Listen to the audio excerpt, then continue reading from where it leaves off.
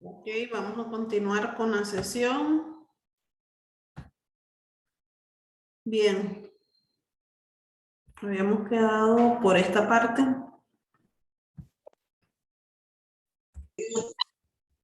Me ponen en silencio sus micrófonos, por favor, chicos.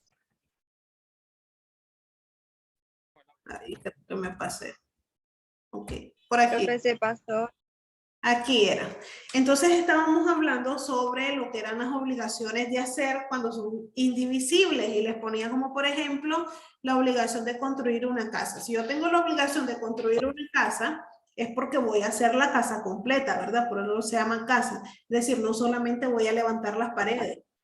Si la obligación es de escribir un libro, no solamente voy a hacer la introducción o el agradecimiento nada más.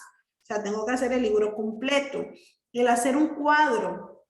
Si a mí me dijeron que tenía que pintar una sirena, no solamente voy a dibujarle la cola a la sirena, tengo que hacer el cuadro completo. Por eso esas cosas no pueden ser, en este caso, pues divisibles, perdón, son cosas indivisibles. Ok, y tenemos también las obligaciones de no hacer. Ya vimos las obligaciones de dar con objetos divisibles e indivisibles, las obligaciones de hacer con objetos divisibles e indivisibles. Ahora vamos con las obligaciones de no hacer. El artículo 1977 establece que toda abstención indivisible hace indivisible la obligación. Obvio, ¿verdad? Por ejemplo, son indivisibles la obligación de no impedir el paso a través de una finca. La de no abrir un cine. Es decir, no vas a abrir solo medio cine. Si vas a abrir un cine, lo vas a abrir todito. Pero el no abrirlo, no vas a decir, ah, ok, solo voy a abrir entonces la parte de la taquilla y la parte de los asientos no lo voy a hacer. O sea, por eso se dice, si el objeto es indivisible, la obligación va a ser indivisible. La de no perturbar al poseedor de una herencia. Existe divisibilidad cuando, por ejemplo, me obligo a no cortar 100 manzanas de montaña. Bien, tenemos las obligaciones solidarias. Creo, ¿están viendo la presentación? A ver. Chicos. Sí, profe. Sí lo veo. Sí, profe. Bien, las obligaciones solidarias son diferentes a las obligaciones mancomunadas. ¿Por qué son diferentes? Vamos a ver en qué consiste cada una de ellas. La obligación es solidaria cuando la prestación debida de carácter divisible puede ser exigida totalmente por cualquiera de los acreedores a cualquiera de los deudores, en virtud de la convención, el testamento o la ley. Si ustedes se acuerdan, yo les dije que las obligaciones mancomunadas, cada quien va respondiendo por la parte que le corresponde. En este caso, como es solidaria, no es así. En este caso, el deudor solidario responde por la totalidad de la deuda. Es decir, no solamente por su parte, sino por la parte del otro también. Entonces dice que un concepto de obligación solidaria es aquella en que debiéndose una cosa divisible y existiendo pluralidad de sujetos activos o pasivos, cada acreedor está facultado para exigir el total de la obligación y cada deudor puede ser obligado a cumplirla íntegramente.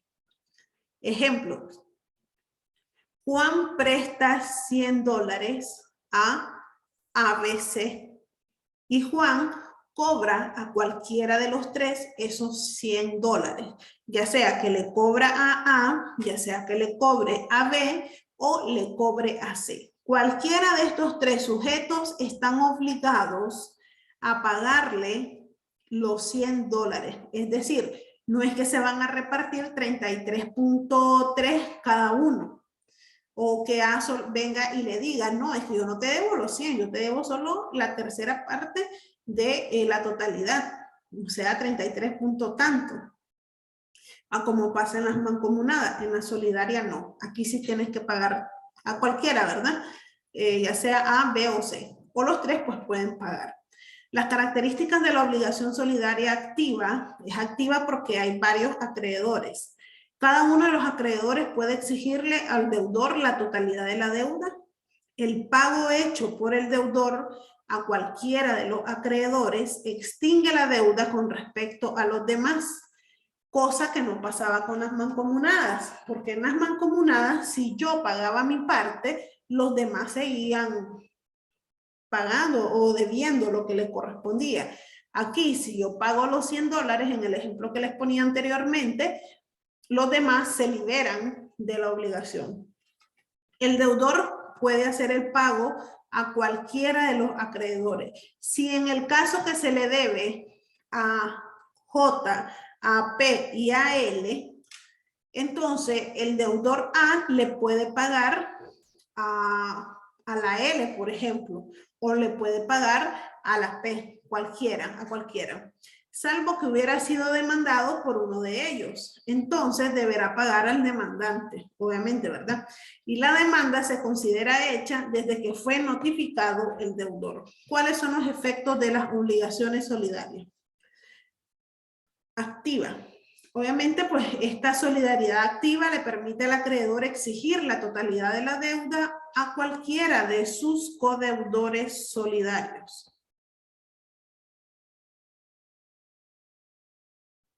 Cuando la obligación nace de un contrato, el acreedor exigirá casi siempre que los codeudores se obliguen solidariamente, porque gracias a ella la insolvencia de uno de los deudores será soportada por los codeudores solventes y no por el acreedor.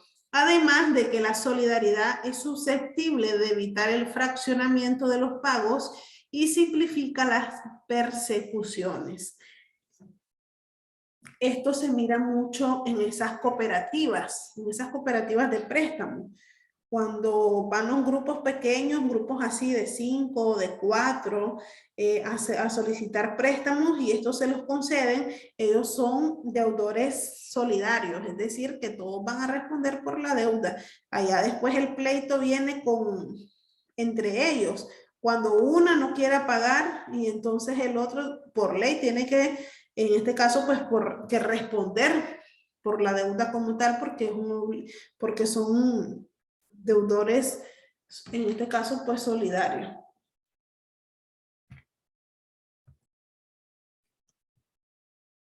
A ver, me pego esto.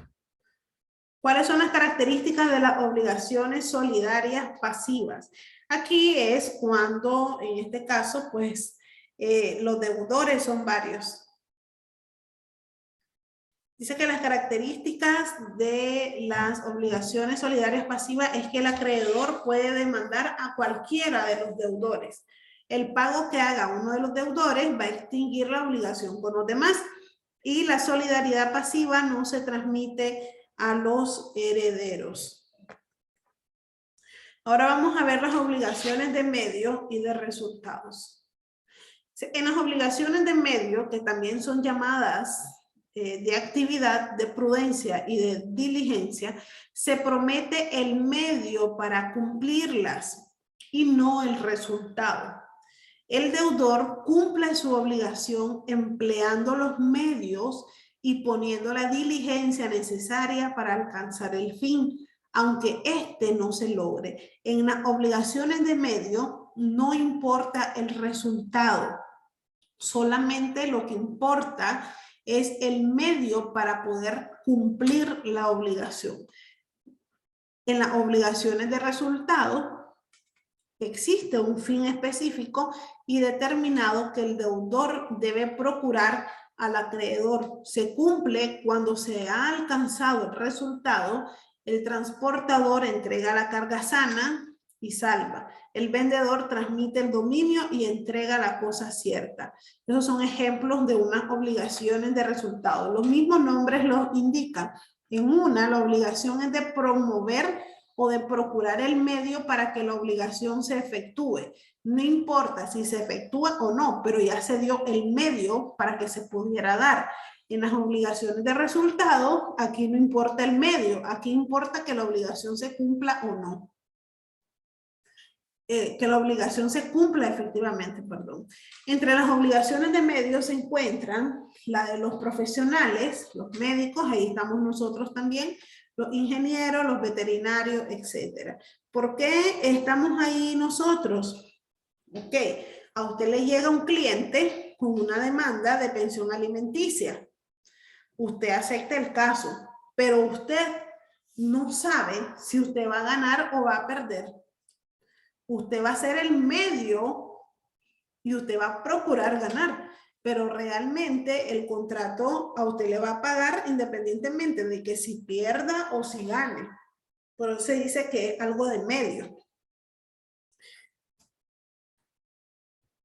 Y en el caso de los resultados, dice las del vendedor, comprador, las del transportador, las del arrendamiento, los obligados a pagar sumas de dinero, la obligación del empleador de pagar la indemnización por accidentes de trabajo. O sea, aquí básicamente lo que importa es que se cumpla y de que se efectúe la obligación. Por eso se llama de resultado.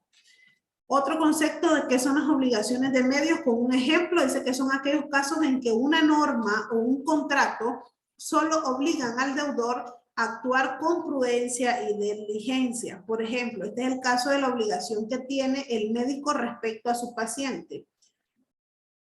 El médico no tiene la obligación de sanarlo, sino de poner sus mejores oficios y conocimiento al servicio del paciente. Recuerden cuántos enfermos no llegan al consultorio médico y el médico quisiera curarlo, pero no está obligado a hacerlo.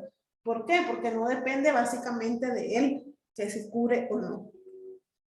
¿Y qué son las obligaciones de resultado? Entonces, dice que en las obligaciones de resultado, el deudor se obliga a ejecutar una prestación específica, precisa, determinada, respecto de la cual puede afirmarse sin lugar a dudas que se cumplió o no se cumplió. La prestación es aquí un fin en sí misma, no se encamina a obtener un resultado ulterior, sino que su objeto es la meta buscada por acreedor y deudor. Las obligaciones de resultado más importantes son las de dar, las de no hacer y algunas de las de hacer. Por ejemplo, la ejecución de una obra o un hecho preciso como la construcción de un objeto, el transporte de una persona o de una cosa. Por eso se llama de resultado, porque aquí lo que importa es que si se logra hacer lo que se está obligado a entregar. Bien. Las obligaciones con cláusula penal. Esta ya básicamente es la última de todas las clasificaciones de las obligaciones. ¿A qué nos referimos a la cláusula con, perdón, a las obligaciones con cláusulas penal?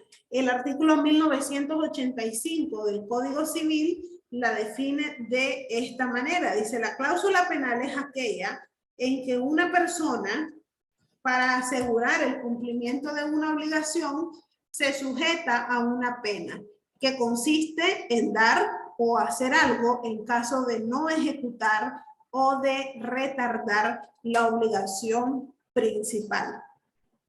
Y aquí les muestro como un cuadro que habla acerca de las obligaciones con cláusulas penales. O sea que la cláusula penal es aquella en que una persona, para asegurar el cumplimiento de una obligación, se sujeta a una pena que consiste en dar en hacer algo en caso de no ejecutar o retardar la obligación principal. Por ejemplo, yo le debo 50,000 córdobas a Joyce, ¿verdad? Entonces yo le digo a Joyce, Joyce, yo te voy a pagar los 50,000 y para que mires que en verdad yo te voy a pagar, es más, si yo no te llegara a pagar en el tiempo que es, yo me comprometo a entregarte mi camioneta, un ejemplo, ¿verdad? Otras clases de garantías para el pago son las obligaciones con cláusulas penal. Esto sirve, ¿verdad?, como una garantía para el acreedor de que en realidad el deudor, si no cumple con la obligación principal, entonces va a cumplir, en este caso, con la obligación accesoria.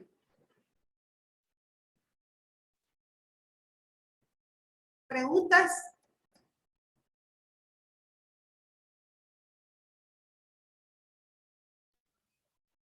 ¿Preguntas, chicos? Para así ponerlo en resumen acerca de lo de las obligaciones con cláusula penal, es como una manera de garantizar de que el deudor pague lo que debe. Así es. Es como que si no me pagas vas preso, algo así. No, preso no, sino que se va a, o sea, el deudor se compromete a entregar otra cosa aparte de la obligación principal. Es como una deuda accesoria o como una obligación de dar algo accesorio a lo principal. Está bien. Se le llama cláusula penal no porque vaya preso, sino porque es una pena que se impone a raíz de una obligación. Está bien. Ok. Gema Valeria no se conectó.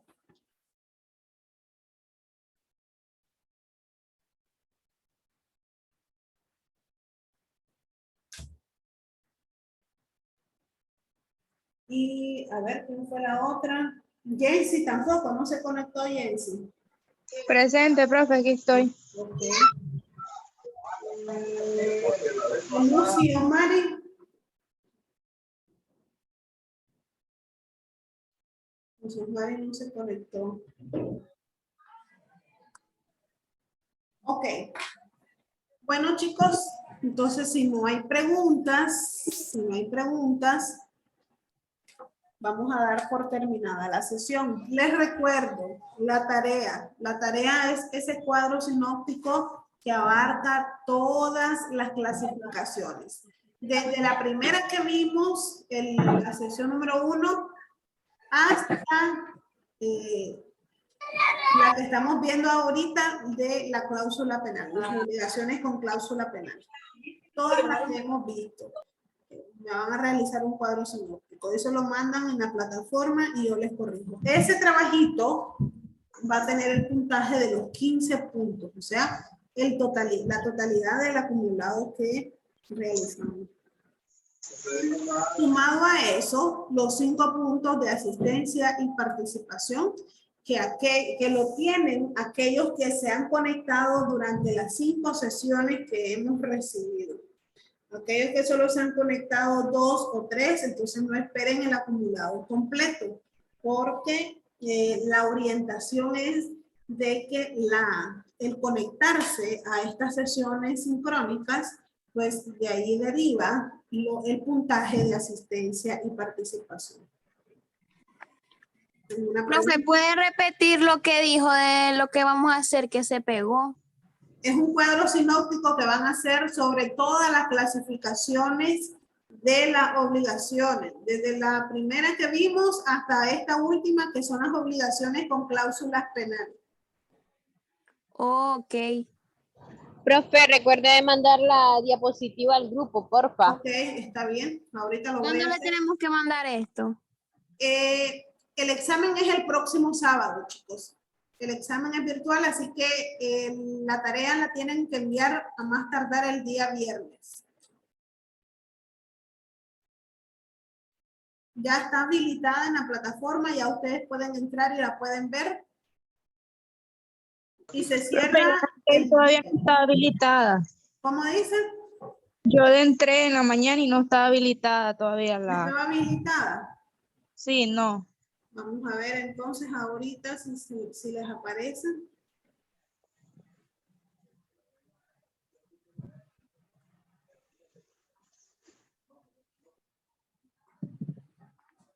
Voy a ver, estoy viendo ahorita. Sesión 5. Tarea. Ajá, es cierto. Ok, voy a hablar con la profesora Mayra para que se les habilite eso. ¿Oyeron, chicos?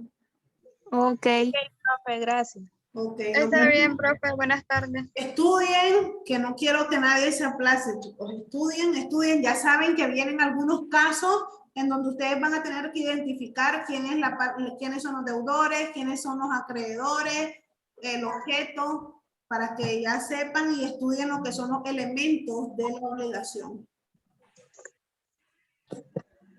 Bueno, profe, está Ok. bien entonces. Ok, nos vemos entonces hasta la sesión número 7. Porque la 6 es el Nos examen. vemos, nos vemos. Nos vemos, buenas tardes. Bueno, Nos profe. vemos, profe. Buenas tardes, profe. Buenas tardes.